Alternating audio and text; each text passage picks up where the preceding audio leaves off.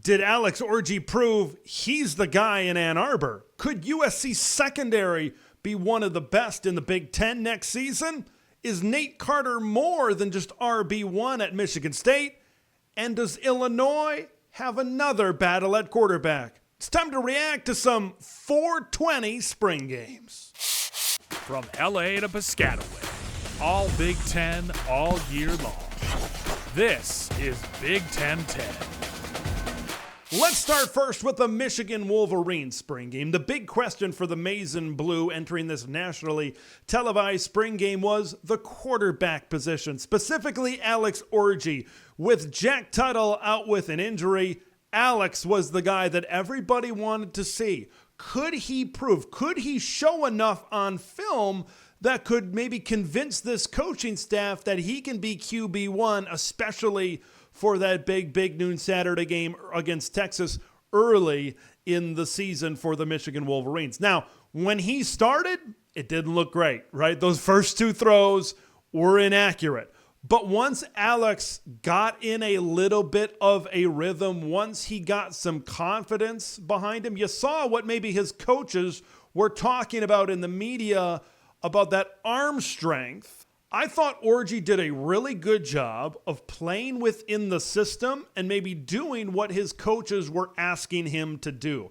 Alex brings a little bit of a different skill set than maybe Michigan is used to and has been used to the handful of seasons since Jim Harbaugh has been head coach, and of course Sherrone Moore has been on this coaching staff as an assistant coach. He brings that dual threat ability. I cannot wait to see him and Donovan Edwards in this run game. We know Michigan has an outstanding run game, but now you get it from the quarterback position in some read situations and design QB runs.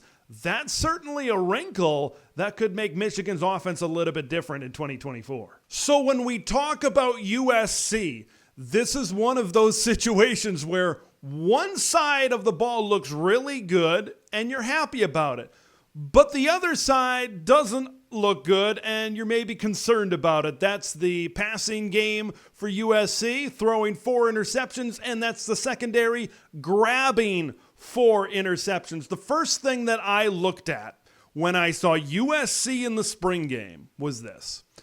It's amazing what can happen when guys are in the right spot and they're not confused on defense. That's exactly what I thought when USC found themselves in an advantageous situation to take the football away. I think USC secondary is pretty good. Now, maybe the defensive line and the linebacking core still needs a little bit of work. We'll see how much they develop on that side of the ball.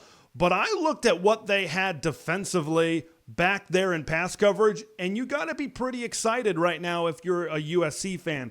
Specifically, the length. For example, DeCarlos Nicholson, 6'2", 6'3", transfer coming over from Mississippi State. I thought he had a very good spring game, looked very athletic back there in pass coverage. He was just one of many that looked comfortable. Like you look at USC under Alex Grinch, there's confusion. Guys are continuously out of place, and that's what leads to big gains. That's what leads to missed tackles. If you're a Trojan fan, you would much rather be optimistic about an improved defense than maybe down on your offense. You got Lincoln Riley as your head coach. You got Lincoln Riley developing your quarterback.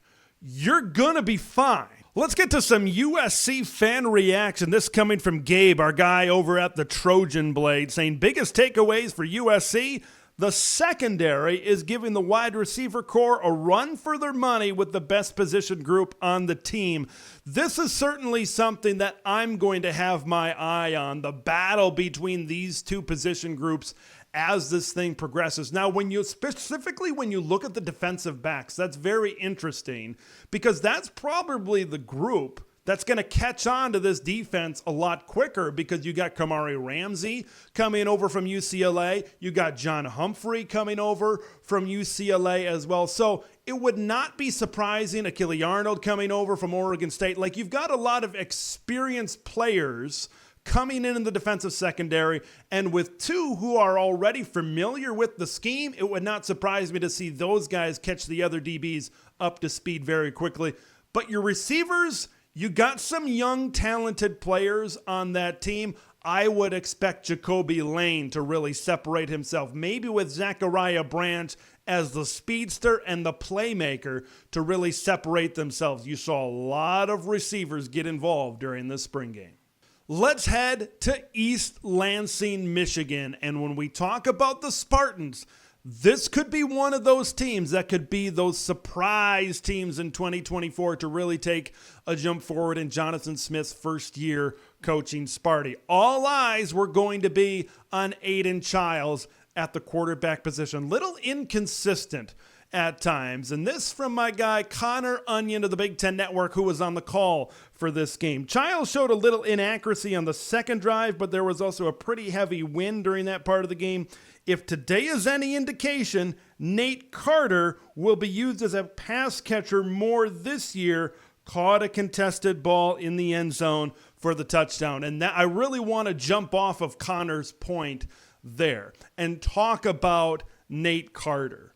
Because when we looked at him in this offense last season, he was played a pretty traditional Big Ten type of running back role, leading the team in rushing straight ahead between the tackles. We saw the talent that Nate Carter was, but they flashed him getting involved in the pass game as well. So I'm very curious to see what that is going to set up. They've got 3 running backs, and they've got a pretty good depth in that running back room as well with Jaron Mangum and Jalen Berger. It's certainly an interesting wrinkle that Brian Lindgren showed in the spring game that we could see more of from Michigan State in 2024. Opportunity. That's a big word for Michigan State this upcoming season. I believe there's a big opportunity for someone to step up in this wide receiver group.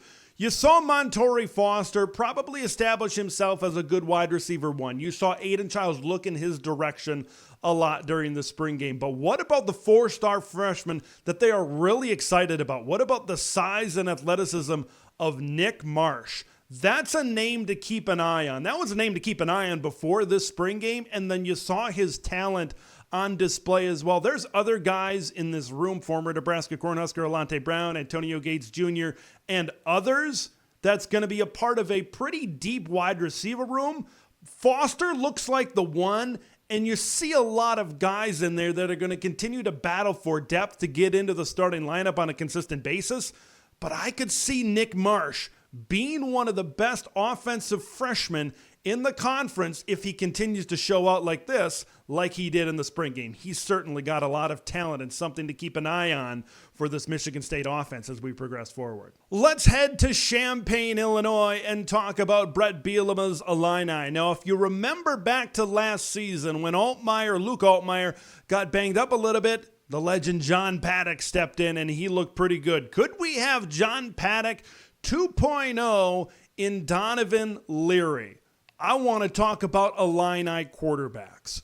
When we saw Luke Altmaier in this spring game, you saw them and you saw Barry Lunny Jr. draw up a lot of things that took advantage of Luke Altmaier's mobility. A lot of misdirection, getting Luke on the rollout, because I believe when he's more involved with his legs, yes, he can certainly stand back in the pocket and he can deliver a football. That's why he's a starting quarterback at the Power 2 level.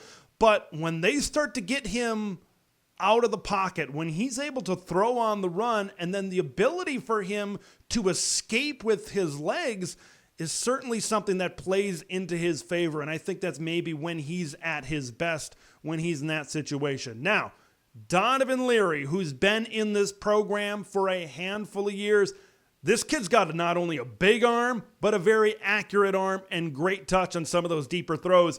You saw this offense stretch the field a little bit more with Donovan Leary in the game. It's always great to have a really good backup.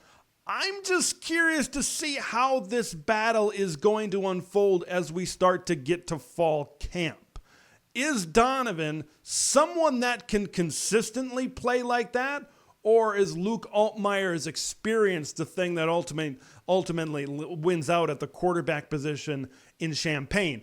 I believe it's going to be Luke, but they said on the broadcast of the spring game, Donovan Leary is certainly pushing Altmaier in spring camp right now.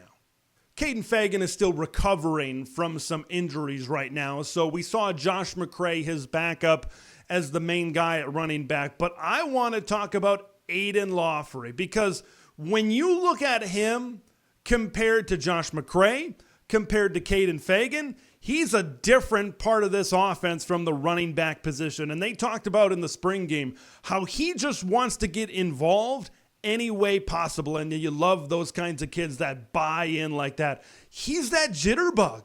When you think of Illinois at the running back position, specifically as of late, specifically in the Brett Bielema era, you think of Chase Brown, who is fairly straightforward between the tackles, like Josh McCray. Caden Fagan can get to the outside, but I think he's a bigger guy and he's more of a between the tackles Big Ten type of runner as well.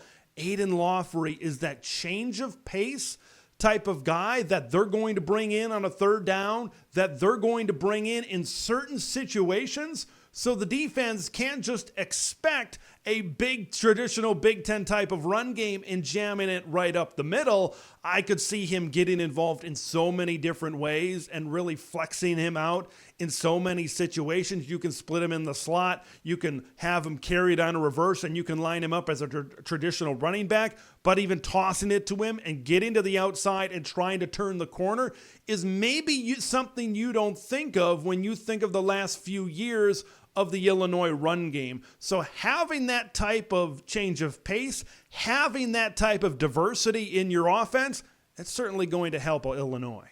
There were questions in this Illinois pass game outside of Pat Bryant, who was going to step up. When it comes to targets, it looks like it's Malik Elzy. They threw it to him and they targeted him a lot during this game as well. So if you're looking for someone, because you look at this wide receiver room and really you look at this pass game, there's a lot of turnover and there's a lot of adjustments that need to be made. You lose one of the most unsung position coaches in the Big Ten in George McDonald going over to Ole Miss, and then you lose Casey Washington, you lose Isaiah Williams. There's a potential drop-off that could ensue at the wide receiver position. Malik Elzy is hoping that doesn't happen. We know what Pat Bryant has been able to do. He stepped onto campus a couple of years back at Illinois, and he's been fairly productive. But can those guys together be as effective as playmakers as Isaiah Williams? That's still, I think, a big question mark for this Illinois offense.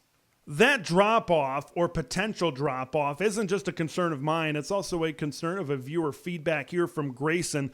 The talent drop-off of that program since Lovey left is glaring. Illinois won't be very competitive. Now, to that, I will say this. Okay, Brett Bielema in year number 2 in 2022, of course, that's when they really took a step up, right? Witherspoon and Brown back there in that secondary as well. Last year was such a key year for Illinois to see if they could try to maintain some of that success that they had in 2022. Of course, their defense took a step down and their overall team took a little bit of a step down as well as they finished outside of bowl eligibility at 5-7. This year is another big year for Brett Bielema to see if the way he structures his program and his development is going in a forward direction at Illinois.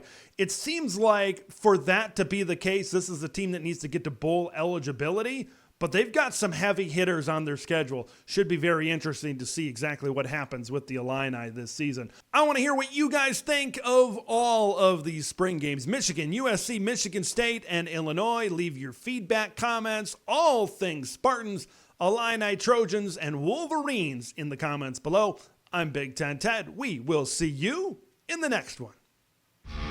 Thanks for watching Big Ten Ted, where it's all Big Ten all year long. Make sure to like the video to spread the word of Big Ten Ted to the masses, and subscribe to the channel for updates on Big Ten content that drops every day.